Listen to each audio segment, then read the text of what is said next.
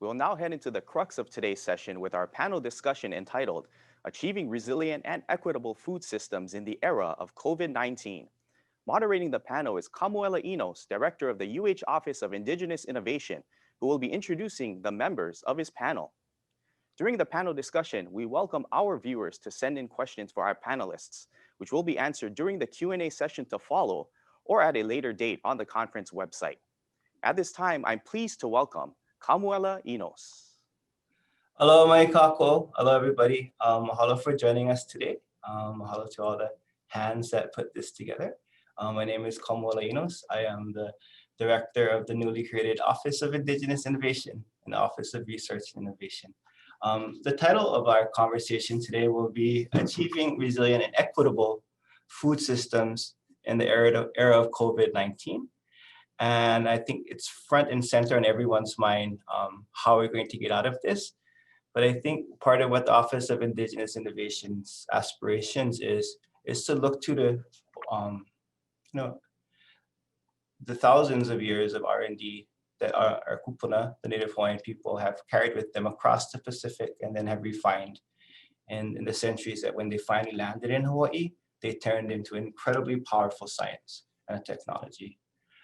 So for our people and the kupuna who live in my genealogy, they understood that to feed was to rule, and that they could not have a society that was hyper-localized, that they didn't import anything, that they had to be self-sufficient and understand, and they couldn't understand the basics of how food was grown and how not only the systems they created were vibrant, but you could bequeath it indefinitely for generations. So much of our kupuna and the people of Hawaii who followed faced was, how do you live on an island? And the first thing in any bottom part of a Laszlo pyramid of needs is food. So that was always an issue, and that is always something that was really challenging. It has been exacerbated in COVID, so it was front of mind in our hui here to think about how do we convene people who've been doing the work to talk about it. We have a stellar group of folks who are going to be speaking today. They represent a wide stratum of perspectives, but who are also, more importantly than anything else, practitioners in the work, who know it from not just researching it, but from living it and doing it. And that level of expertise of the known, as well as the practice, as well as the research, is really critical to really getting the type of information and thoughtfulness we need to navigate this really challenging times.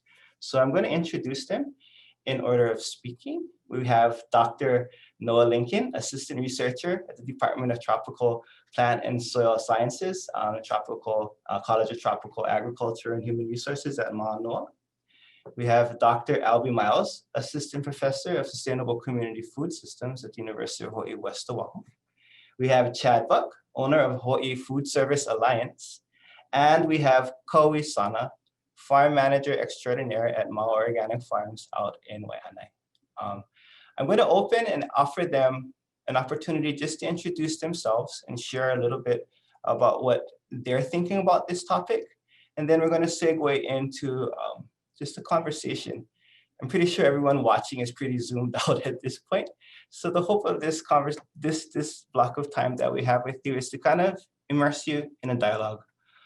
Professor Albie Miles talks about the meeting of wisdom, or the ways that different people can share around a perspective and give you depth of knowledge and not just have one perspective from one side alone. So hopefully that will be accomplished. So we'll do that in a kind of a popcorn setting.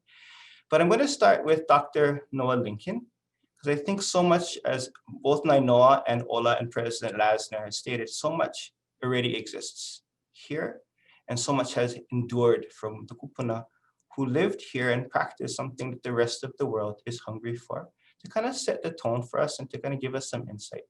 So on what are the systems that we can be looking at. So mahalo nui e noa. Mahalo, Kamu, and good morning, everyone. Thank you. Very nice to be here today. And yeah, I just want to say I 100% agree with that introduction by Kamu that, our indigenous cultures, and in particular, our island cultures, have so much to offer in that they have had to adapt to resource scarcity and challenges, again, over many generations, over millennia. And the lessons learned are still very relevant for challenges we face today. So my position at UH is in Indigenous crops and cropping systems, but I am also a farmer myself. We have a 4-acre breadfruit farm in South Kona, and also work with a number of farming organizations across the state, including the Hawaii Ulu Producers Cooperative. And yeah, asked to come today to provide just a little bit of kind of the ancient context of our food systems. And so in the past, for those of you not familiar, Hawaii was virtually isolated from the rest of the world for hundreds of years of settlement. And during that time, developed a very robust system and society in the islands that is believed to have supported on the order of about 400,000 to 800,000 people for several hundred years leading up to European contact. And obviously, because of their isolation, did that purely from a sustainable perspective. Everything was produced locally with no imports. And today, that's a very different story. We all know we import about 85% of our food, but also that number is worse when you start to look at it categorically. So if we look at the critical area of kind of staples and starches, Hawaii produces less than 0.5% of our staple foods locally, putting us in a very highly, insecure situation. And when our ancestors arrived in the islands, Hawaii is considered the most ecologically diverse place on the planet. Almost every ecosystem of our globe can be represented here in Hawaii. And as our ancestors developed their agriculture, they had to adapt to these different ecologies. And arguably, our traditional ag is the most diverse agriculture on the planet. And when we think about food production and security, there's a lot that can be brought forward from these physical practices, how our ancestors were using the land, where they did certain practices. And that's discussed often, and I think there's a lot of great stuff there, but there's also a huge social aspect to our traditional ag that I think is possibly even more relevant for the challenges we face today. And everything our ancestors did was within a social context, determined by the culture and society and politics of our traditional society. And so I just wanted to plant a couple seeds before I pass it on in terms of what those social aspects are. And a lot of them are common themes we still discuss a lot today, but where we fall short, I think, is around true actionable items of how to incorporate these lessons into our contemporary challenges. So, the ahupua'a system, something we talk about a lot in terms of local resource management, but it was also local resource distribution. And so today, thinking about how do we shorten our supply chains and focus on feeding communities first from those community resources is something that greatly increases our sustainability and resilience. A chain is only as strong as its weakest link. And when you're faced under a crisis, any link that gives is enough to put you in a situation. So shorter supply chains, less links, more resilience. I think cooperative development is another really, really key one. When we look at our traditional infrastructure, the auwai, the canals that pulled the water from the river to irrigate our lo'i systems, those were all built through community cooperative action. It's a feat that no one person could do alone. And so we had to come together. And we're seeing that again today in the development of co-ops and food hubs and ways that our communities are coming together to accomplish things that no one organization could do alone. And that is especially seen during this COVID crisis. We've done some work with food hubs and their consumer base, their profits have tripled during this COVID time. And I think it's a testimony to how critical of a role they play in connecting our local communities and services. And finally, I would just end on saying that even when we look in the past, we see the importance of leadership and political will in the developments of our ancestors. And there's certain large scale projects we see that clearly were heavily politically backed and led forward to put a stake in the ground and say, hey, this is something we need for our large scale society. And they see it done. And so I really believe that such concepts need to be part of any shared vision and strategy moving forward.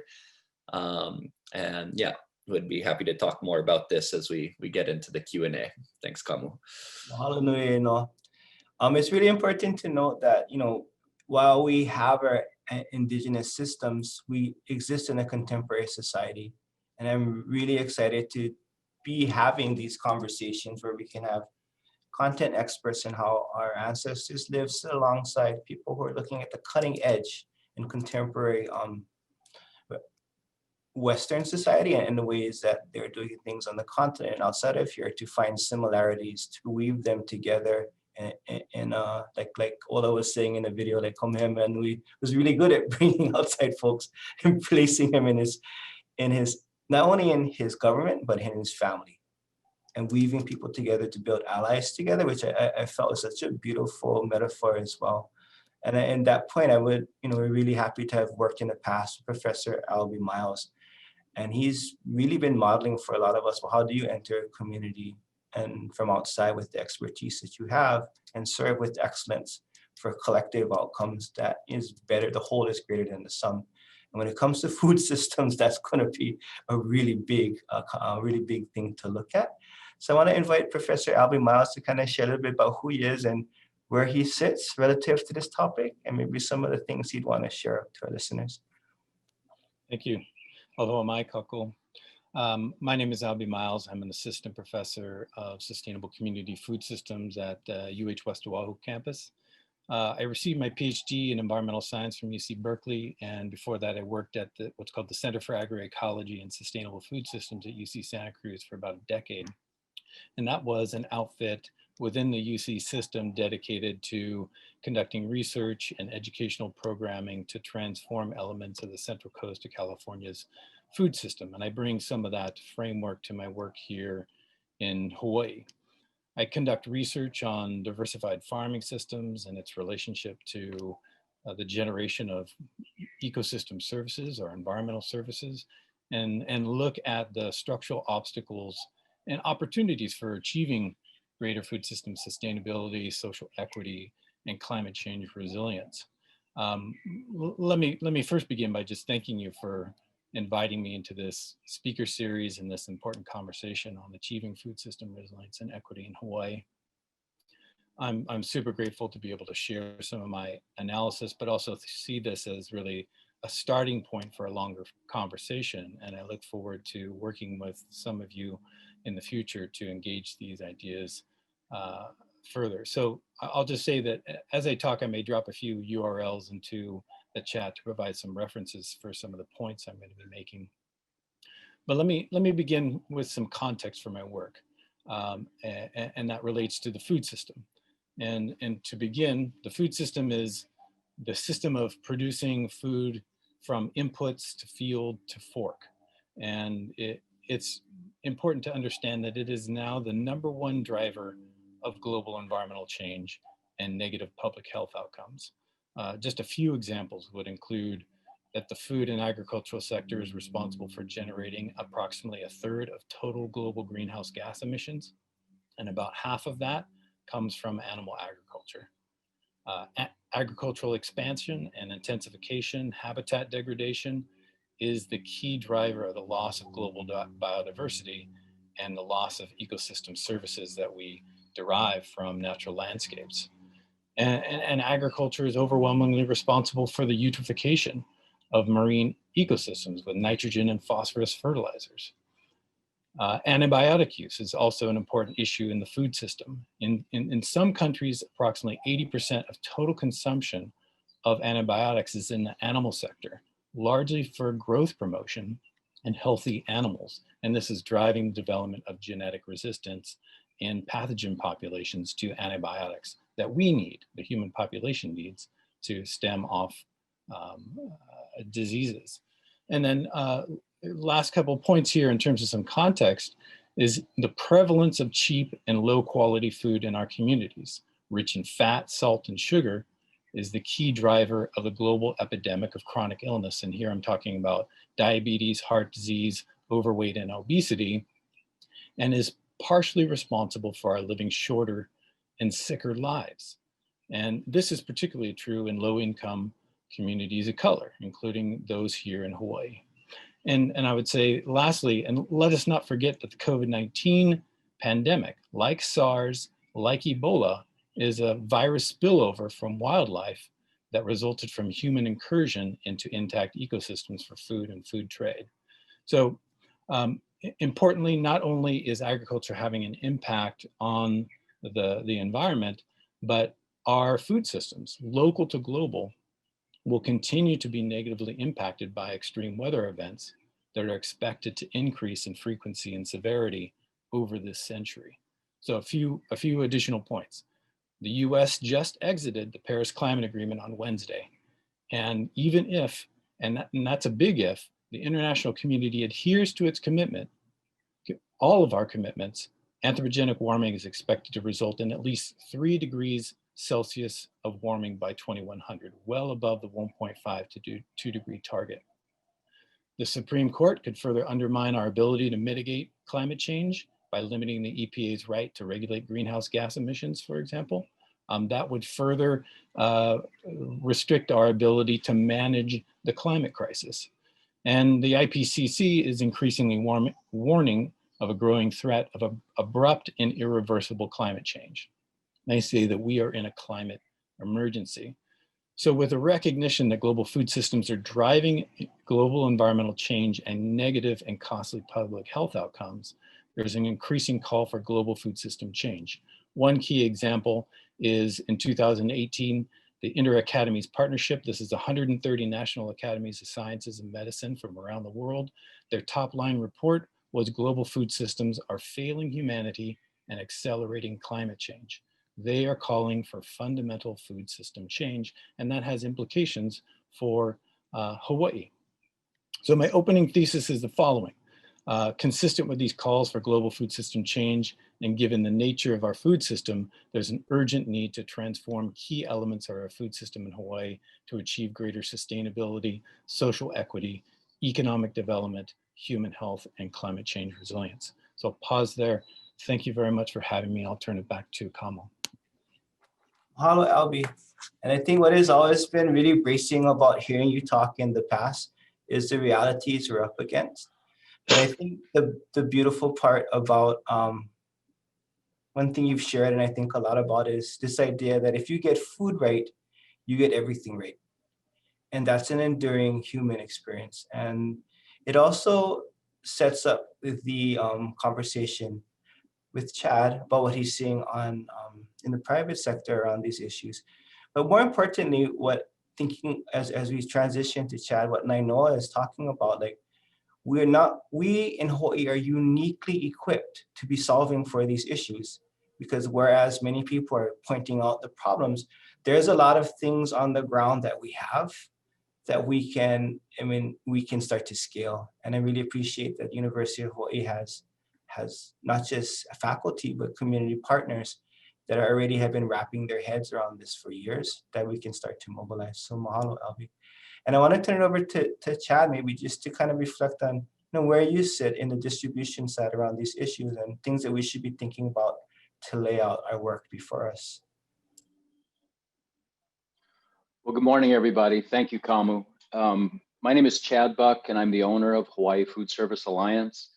I'd probably like to begin, Jacqueline Kennedy mentioned that the biggest influence in a person's life is the life of another person. And there are 3 people on this panel that I got to know, Kamu recently, but Dr. Albie Miles and Dr. Noah Lincoln that I met roughly a year ago that have dramatically impacted my view in food and our sustainability and food security in the state. So just a huge debt of gratitude to these three gentlemen who have recently impacted my life in a very powerful way. I'm the owner of Hawaii Foodservice Alliance. We own and operate FSMA compliant, third-party audited, dry, chill, and frozen warehousing and distribution facilities in Oahu, Maui, the Big Island, and Kauai. We are the largest local supplier of perishable food to Hawaii's grocers, retailers, clubs, and C-store chains with roughly 1,000 locations supplied weekly across the islands. What I'm hoping to accomplish this morning is to just give everybody an idea of the scale of what we do and the import of food into Hawaii, and what it's going to take just to move some of that food from mainland suppliers to local suppliers. In order to execute at the level that we do now, I have several hundred staff members with operations running 24 hours a day, 7 days a week, 365 days a year. I have a team of over 140 drivers that manage the largest fleet of food delivery trucks and tractor trailers in the state of Hawaii.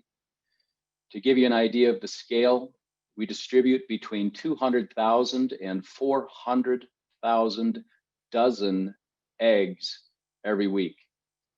We distribute between 150,000 and 190,000 gallons of milk every week. We handle roughly 1.5 million pounds of fresh fruits and vegetables imported into the state every month. In addition to this, we help over 47 Hawaii farmers, ranchers, and manufacturers move their products across the islands to market and some to export from Hawaii to the mainland. Our goal is to move as much of our food supply from the mainland to Hawaii grown and produced wherever possible, and bringing our capabilities, capacities, and technologies to bear to help Hawaii's manufacturers, farmers do so. To provide some insight into Hawaii's demand for fresh produce, all of which clearly should be grown here, we fly produce on every island flying from LAX to every airline flying from LAX to Hawaii, and still need to truck products to the airports in San Diego, San Francisco, and Las Vegas because all the airlines and flights leaving LAX to Hawaii don't have the capacity to accommodate Hawaii's demand for fresh fruit and vegetables. And again, these are items that clearly should be grown here. We also own and operate our own ocean container consolidation facility at the Port of Long Beach, where we receive and containerize food products from around the country, all for the sole purpose of feeding Hawaii. To give you a sense of how HFA has innovated and impacted food distribution in Hawaii, you should first know that the breadth, depth, and reach of what I have described up to this point started as an idea with zero capital on a borrowed laptop, on a card table in a closet that was just large enough for me to refer to as an office. To peel back another layer deeper, you should also know that our primary business is not food. Our calling, mission, and highest purpose is the development of our people. If you visited our facilities, you would see a large sign that states our priorities are the development of people above and before our customer. The leading edge of what we do is to create the opportunities for individuals to realize the best versions of themselves. The business piece of what we do is secondary. So while I'm tasked this morning to discuss more of the food side of this equation, it'd be impossible for any meaningful exchange without the first focus on our people. So back to the food business. While the innovations continue to iterate through today, what makes us unique in what we do is that no grocer, club, or retailer calls us to order any product. We manage these items from the farm or manufacturer, whether the local baker or potato chip maker or manufacturers and farms across the mainland. We manage these items from the farm or manufacturer to the store shelf. We invoice the stores for the items that we determine the store needs, and we guarantee the sale. This means that if the product is damaged in transit or at the store or comes too close to code, we buy it back at 100% of the original invoiced cost. We do this with national brands, our own labels, and store private labels for every major grocer and club in this state.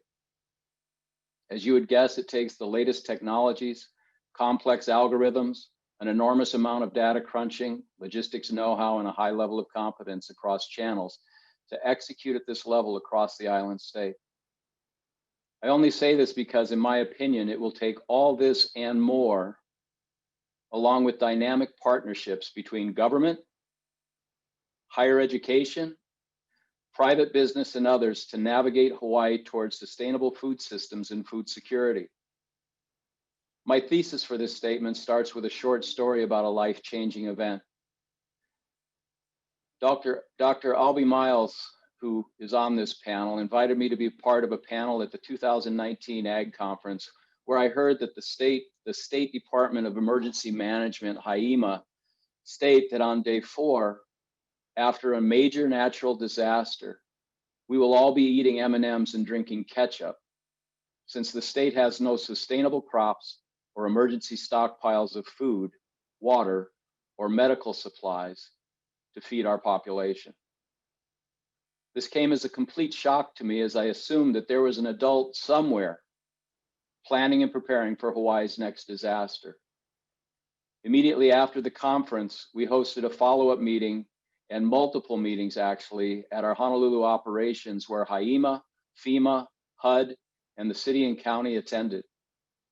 After multiple meetings, we found that the M&M and ketchup scenario was overly optimistic.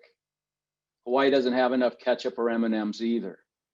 So to reiterate, no stockpiles of water, no stockpiles of food, no stockpiles of emergency medical supplies, and no plan on the books for means for distribution, even if we had the supplies. The state and counties didn't even have a phone tree to call people like me or others that could be a vital resource in this recovery. Here's some cases in point to consider why the private industry should be involved in any plan going forward. When Hurricane Asst struck Puna, HFA had container loads of food, ice, and water distributed to the people of Puna a full week before the state ever showed up. All it took was a phone call to General Wong of the National Guard and another call to Mayor Kaui to help traffic control, and HFA donated and executed the much needed giveaways. When the pandemic, COVID, caused the first major loss of jobs in Waikiki, in less than 24 hours, a conversation between the Salvation Army and HFA resulted in the first mass food distribution in the state's history, as we took over the entire Ala Moana shopping center the Saturday before Easter Sunday, where we had a line over 2 miles long of cars to feed our ohana who had lost their jobs. The point here is that what the private sector does, we do day in and day out. We do this with our eyes closed, and we are better prepared and better equipped than any other entity in the state. All this said, I do need to recognize and praise some recent changes from our political leaders. First, for Mayor Caldwell for his recent creation of a county department to focus on food sustainability and food security. Dexter Kishida, who I've known for years, is leading in this role and is absolutely the best person in the state to lead this initiative. I also need to recognize Speaker Saiki and Senate President Kochi for their leadership in the creation of committees and chairs on food sustainability and security. For all the heartache and pain that COVID had caused so far in Hawaii, we have learned that we can make hard decisions. We have learned that we can adapt and innovate as a people and a state. If there's a silver lining in COVID, making the state aware of our food insecurity and desperate need for change and innovation could be it. So here's my thesis. With climate change and increased extreme weather barreling our way, we are on a guaranteed collision course with disaster, and we are solely unprepared to deal with it. In my view, our only path forward to face this threat will be through dynamic partnerships between government, higher education, private industry, faith-based initiatives, and philanthropic endeavors to ensure ample, sustainable food crops are grown here with the necessary innovations to add value and create a Hawaii that exports to the world, not just food, but the spirit in which we do it. And lastly, there needs to be a disaster pre-recovery program that is established for every island to safeguard our people and our future. Again, huge mahalos to Kamu, for Albie, and for Lincoln. I can't tell you how much our relationship has meant to me and means to me as we move forward together. Mahalo. Mahalo nui, Chad. That was really bracing. And I really appreciate the frankness and candor that all of you are sharing today. And I think that frankness and candor is so important moving forward, especially in the political climate we're facing and the challenges. Things are not going to be easier. But I feel what has always been a unique hallmark of Hawaii is that we can say dangerous things lovingly because we are in this together. And I want to turn it over to Kaui. She is a farm manager at Mānoa Farm. I had the pleasure and honor of working with her, for her, for many years when I transitioned from Mānoa to university. And I asked her to speak because she represents many facets. She's probably one of the youngest farm managers in the nation of a farm their size. And she's also a proud alum of the University of Hawaii and our public school systems. And she's also Native Hawaiian, and she carries with her so many different facets and aspects by which she brings to the work. And she's one of my personal favorite people in the universe. I'm really humbled that she can join us today and kind of share her thoughts. And then we're going to jump into the questions. And the questions are going to be important, but I feel that we covered a lot of ground in our opening thesis, which is really make the questions that much more of a dialectic and things we can bounce back and forth. But I wanted Kaui to close the opening part of our talk today, just to provide her insight what it means to be doing the work that she's doing now. Mahalo, Kaui. Yeah, aloha, mahalo Kamu for inviting me to this discussion. It's truly an honor and to be humbled to be a farmer and be amongst people like Albie and Noah and Chad, who's doing so much amazing work for our community and for Hawaii. I'm here representing Mānoa Organic Farms, and Mānoa is a social enterprise born and raised in Waianae. We are 20 years old, so we've been in Lulule Valley for 20 years, and Mānoa started off as a 5-acre organic certified organic farm in Lulule, and now we are recently just expanded to in total 281 acres, all in Lulule. Mānoa is well known for its leadership program, its youth leadership training program. So it's a 2-year commitment, 2.5-year commitment to the farm. Young adults from our community from the West Coast, so Waianae, Nanakuli. We are now reaching out to the Ewa Mokus, which include Kapolei, Waipahu, Mililani. And these young people come to the farm 3 times a week. They work on the farm. They're deep in productions and all its facets of growing food, from planting to weeding to growing to washing to selling at the farmers markets. And it's in that hard work and in the dailiness of what it means to stay humble, what it means to be committed to something, and be surrounded by community, and when COVID happened and everything shut down and all these protocols for safety and social distancing, a big thing for us was like, with the distancing, we still want to be connected. And that connection to Aina is so important for me personally as a Native Hawaiian, a young Native Hawaiian woman, and seeing how, not only am I a mentor here, I'm also a daughter, I'm also an older sister, I'm a hiapo of my family.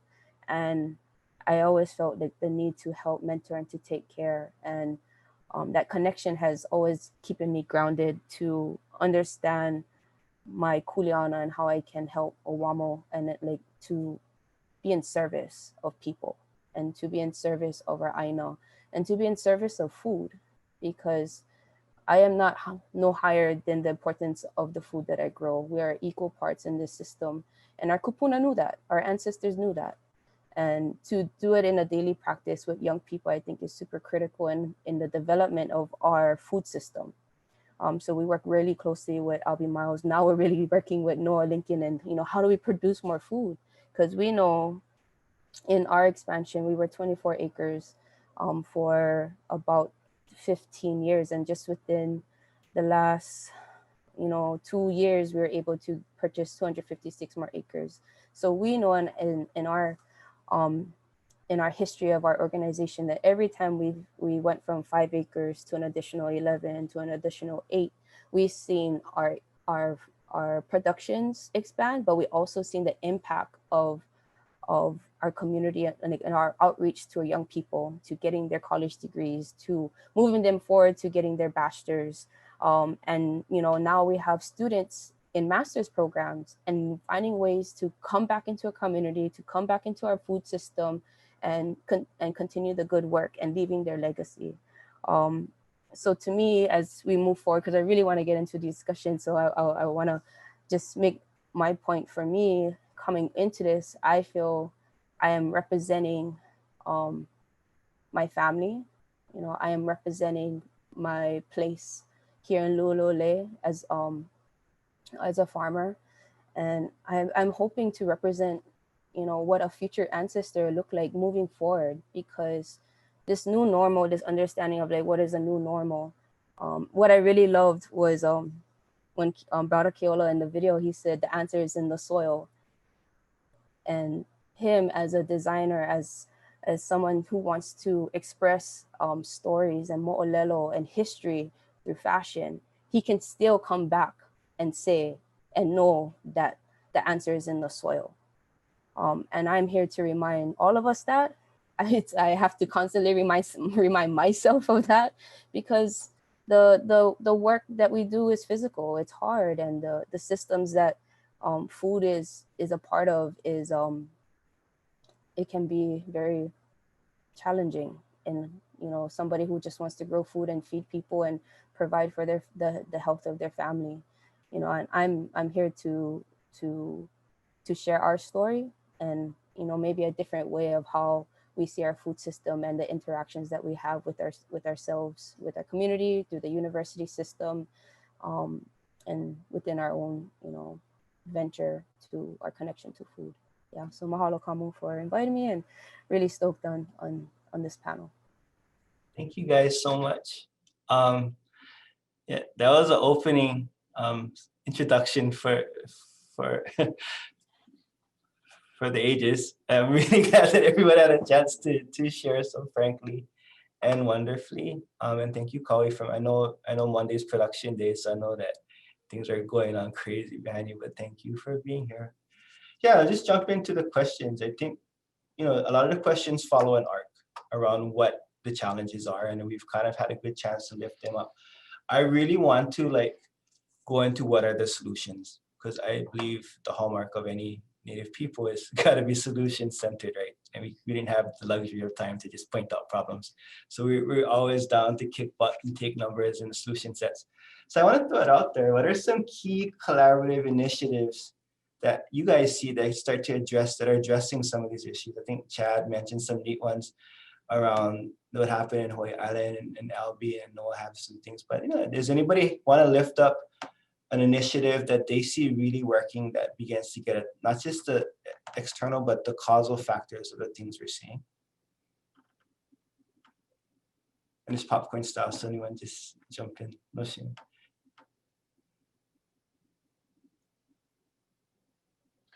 I think one of the things that we're seeing is over the last little while, over the last year, we've moved from 20-some, working with 20-some manufacturers and farmers to over double that number. As we started to collaborate and work with the local farmers and really trying to help them get their products across the state and to market, and bring our platform to bear. And it's neat to see the collaboration for a whole lot of reasons, including having less trucks on the road, and helping with food safety and so on. So just a heightened amount of collaboration has been refreshing to see. Awesome. I know, Albie, you're working on some stuff. You want to maybe share some of the work that you've seen? Sure. A couple of things that I would mention. I think I would start with, we were successful in partnering with Mānoa Organic Farms and Kamehameha Schools in the creation of the University of Hawaii West Oahu's Sustainable Community Food Systems Program. And that was really designed in collaboration with the community to train future generations of food system leaders to actually understand the complexities of the food system, from a systemic perspective. And I think that that's an important contribution to building out the intellectual infrastructure of our state to help us make this transition to sustainability, resilience, and equity in the food system.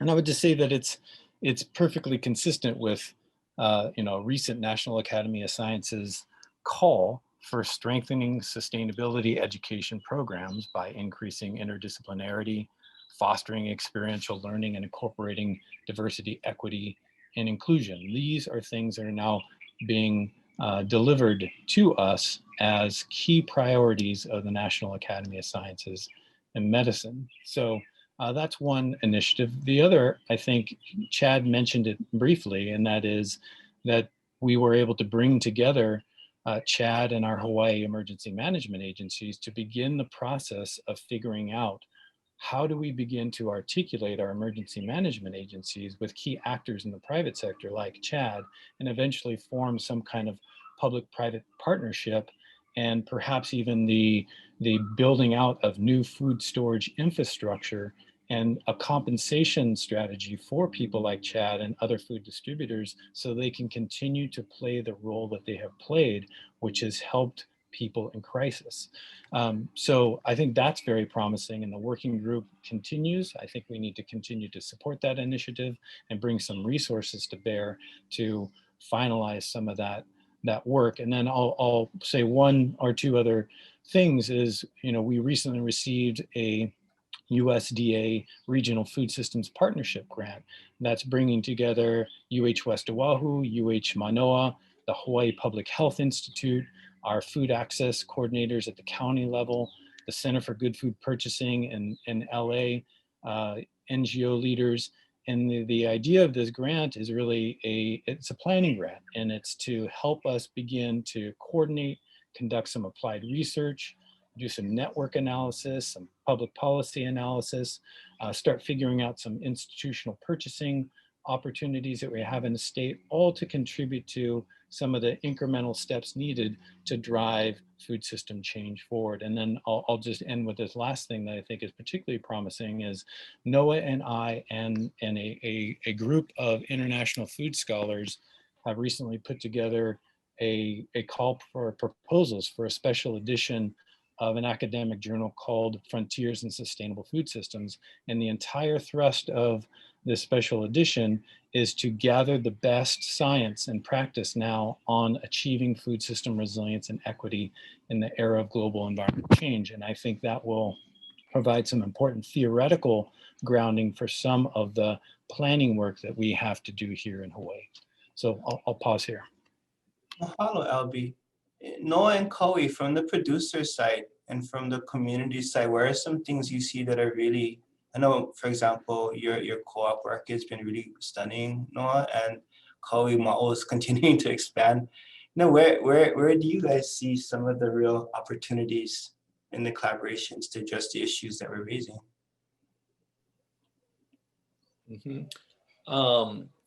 Yeah, first of all, I'll say the co-op work is all my wife. I don't want to take any credit for that. Yeah, I do think that small scale collaboration or the collaboration of our small scale producers is a key facet to building better resilience and sustainability in our food system. of our, 7,700 farms or so in the state, right? Over 7,000 of those are considered small farms. And yet, we have one food hub in Hawaii, Adaptations, that is about 20 years old. But if we look at the other 11 or 12 food hubs, they've all come into an existence within the last 3 to 5 years. So it's a really relatively new innovation. And again, as I mentioned in our introduction, we've seen during the COVID crisis that these food hubs have played a important role in the response effort, as seen in a huge increase in their clientele, in their volumes, in their profits. And at a 10,000 foot view, these things are still tiny, right, compared to Chad and others who are really comprising the bulk of our food system.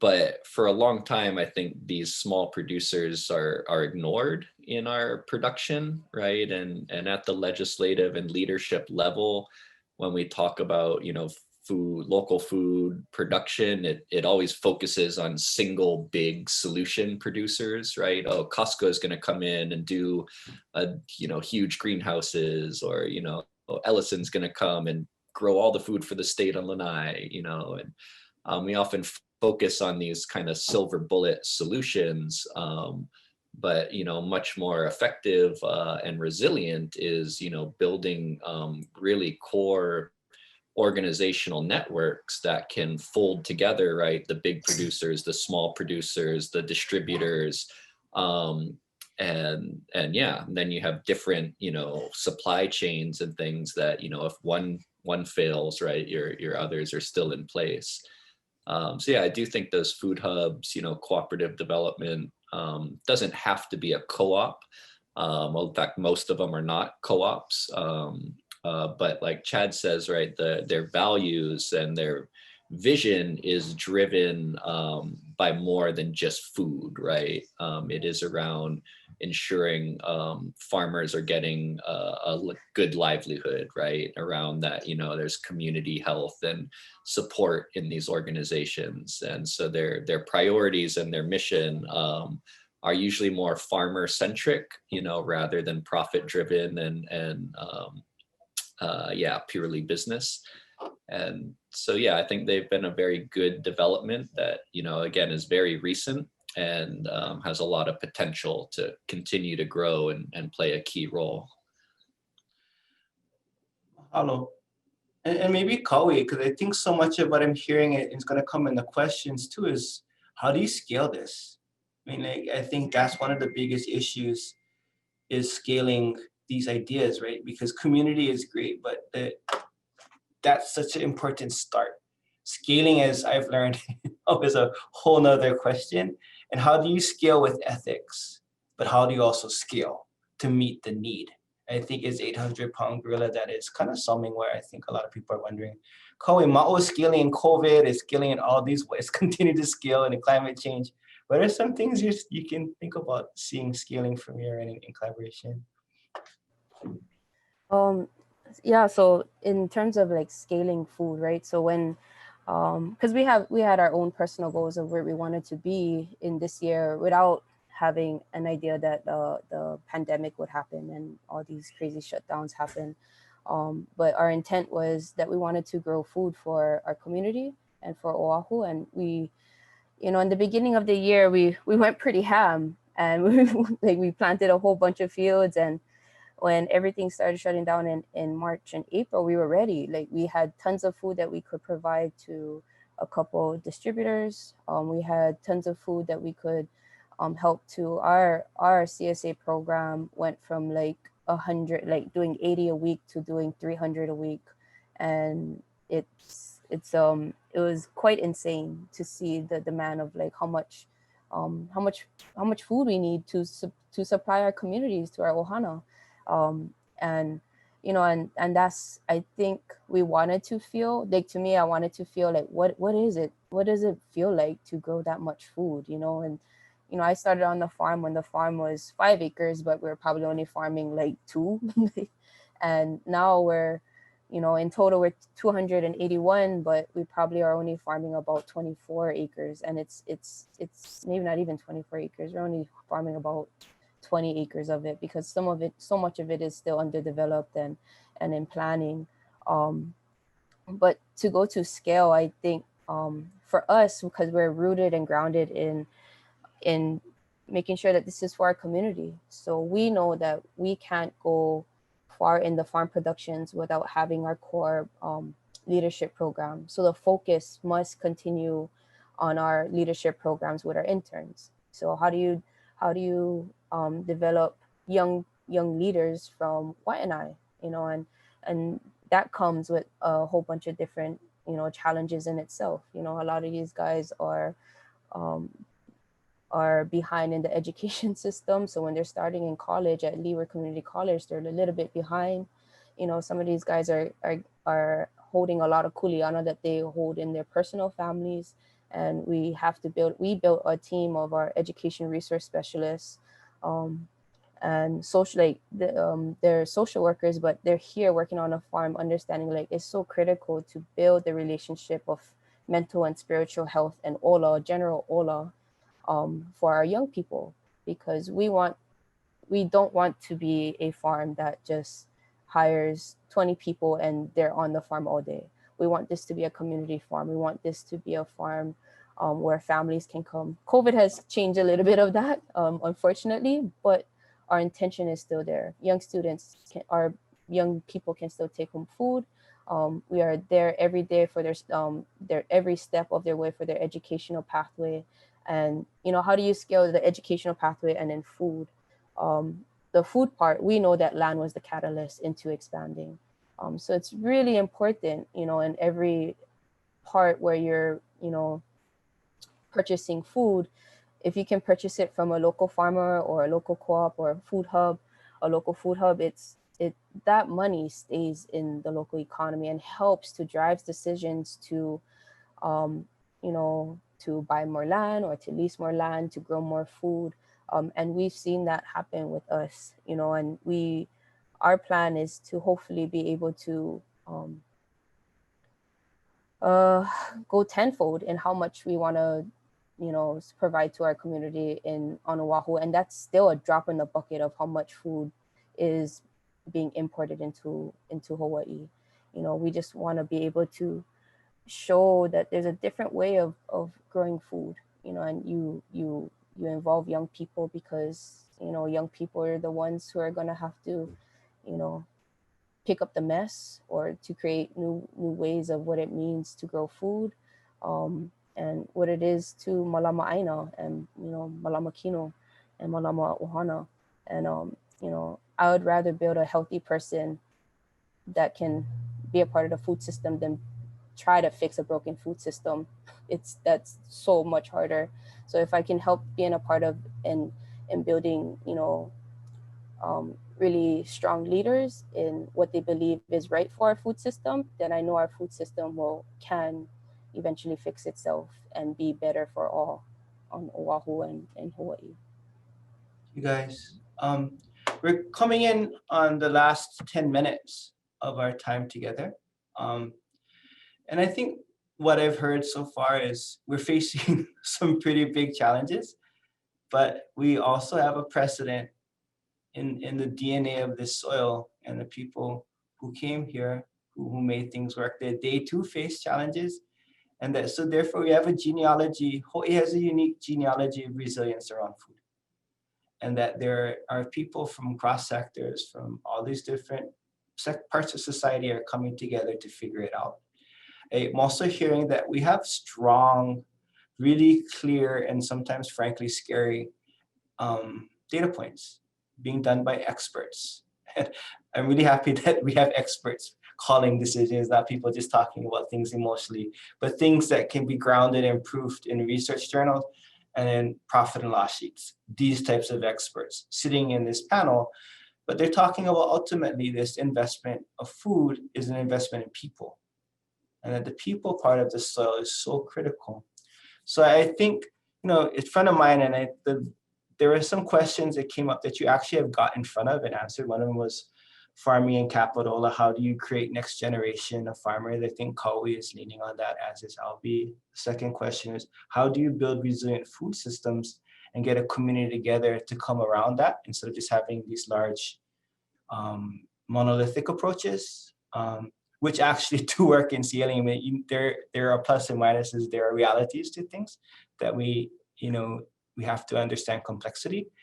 The third is the but I think where it's coming to, and I think maybe to close, because we have a really wonderful audience, is what recommendations would you give to listeners, but also specifically to policymakers from your vantage point of someone who's intrigued and someone who may be a new policymaker understanding this differently?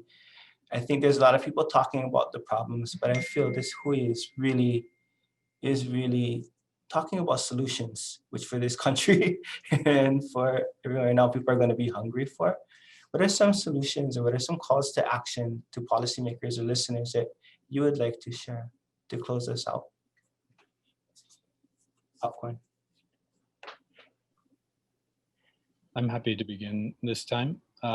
So I think there's a couple of opportunities to scaffold upon some of the innovations that we've been discussing. And the first thing I think that I would argue for is that the University of Hawaii needs some new educational research programming focused on sustainable agriculture and food systems, both at the undergraduate and graduate level, to really create that future food system leadership to help Hawaii achieve not only local sustainability goals, but our commitments to the international or UN Sustainable Development Goals.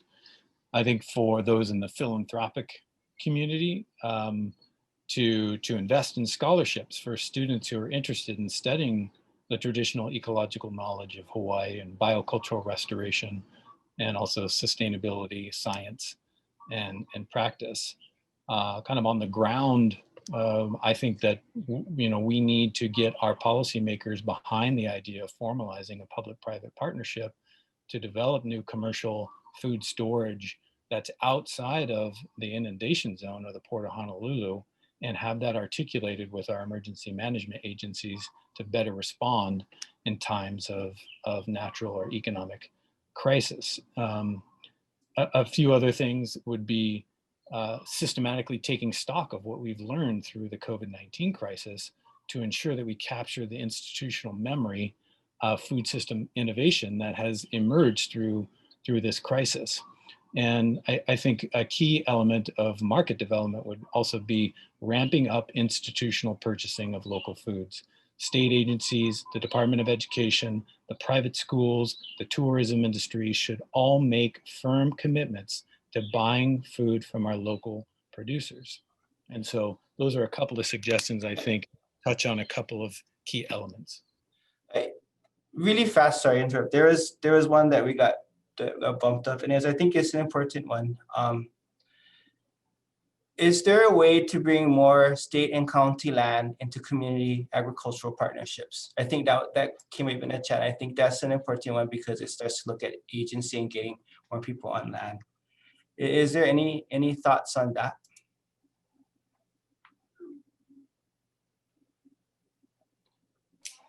I mean, I think there's a lot of things. I mean, the low-hanging fruit would be better, enforce current agricultural zoning requirements, to free up the existing ag lands that are being inappropriately used or underutilized.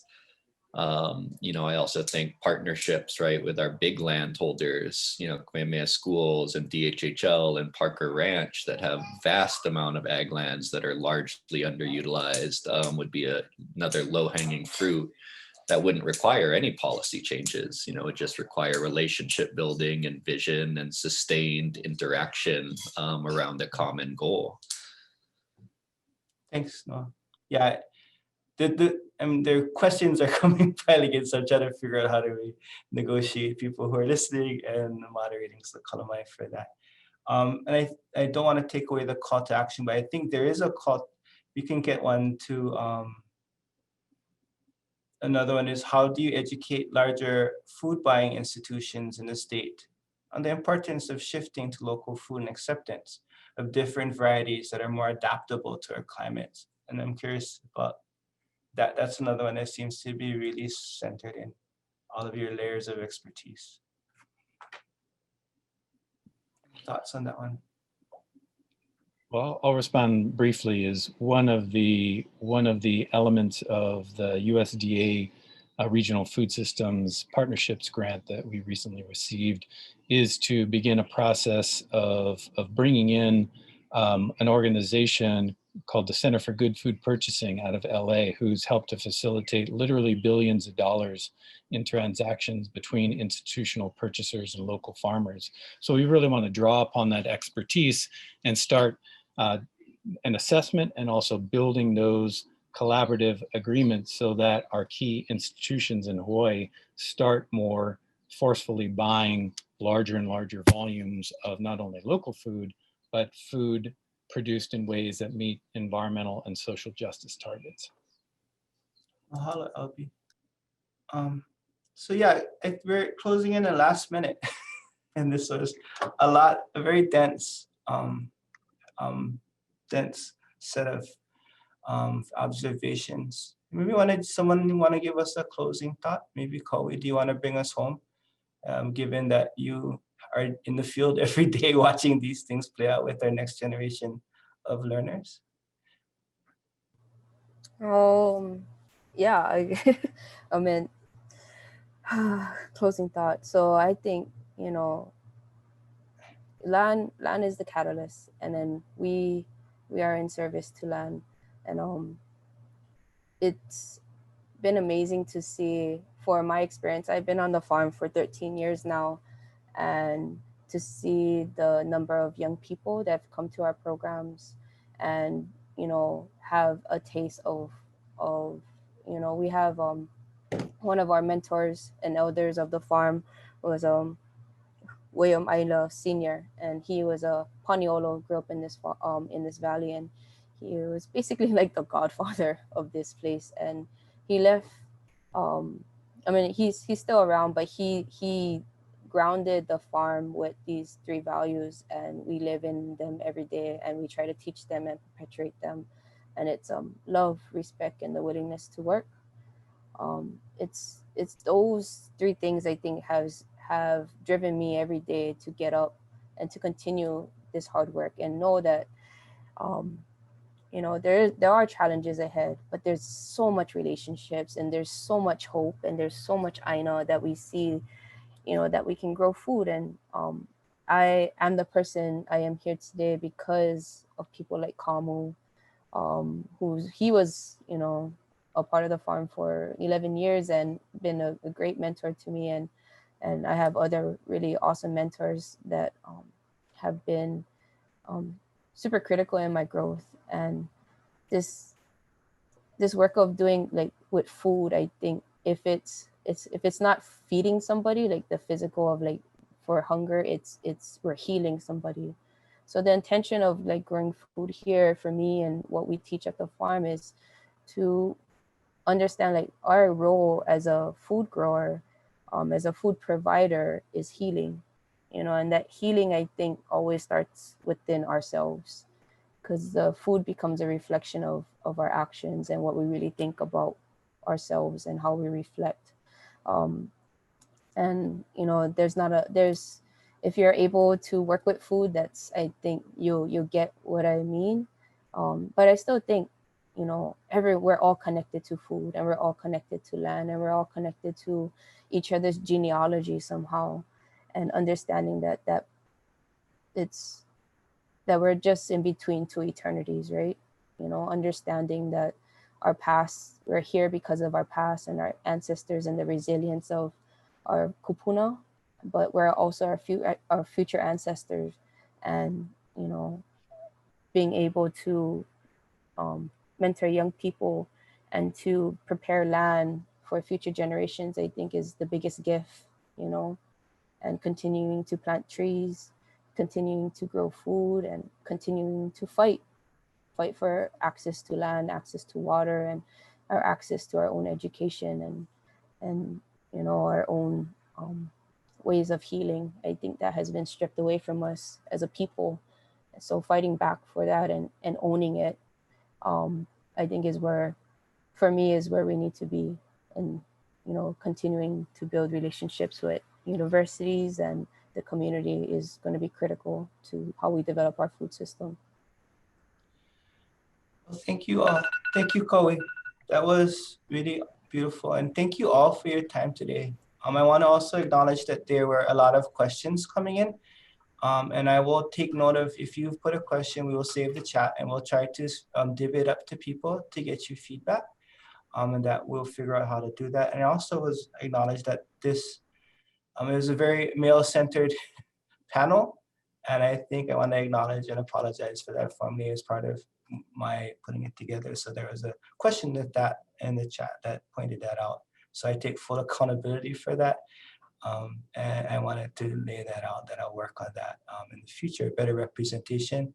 But I do want to just thank all of you for your time and energy, and to thank everyone to help put this together. I really feel that this gave us, like, everyone's feeling hopeful.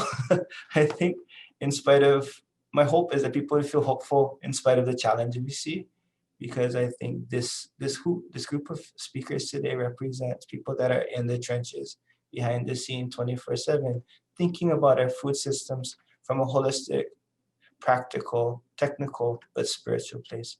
So thank you all for your time. And thank you all for committing to doing the work that you do. And thank you and the listeners for being a part of this today. And we'll get you guys answers to the questions that are dropped in the chat. So on behalf of the Office of Indigenous Innovation, University of Hawaii, mahalo me ke aloha. Thank you. Mahalo.